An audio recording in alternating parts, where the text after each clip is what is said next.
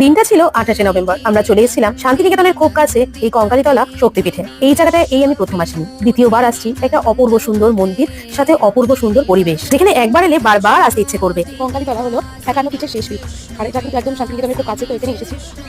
খুব সুন্দর এই জায়গাটা, জাস্ট মায়ের মন্দিরটা অসাধারণ, ভীষণ স্নিগ্ধতা রয়েছে, এখানে এলে মনটা একদম শান্ত হয়ে যায়। মায়ের মন্দিরের ঠিক পাশেই রয়েছে এই কুণ্ডটি, যেখানে নাকি সতী মায়ের কাঁধের অংশ পড়েছিল। এখনো নাকি এই কুণ্ডটির মধ্যে শিলারূপে মায়ের কাঁধাল রয়েছে। আর এই কুণ্ডটি কিন্তু মহাপবিত্র একটা স্থান।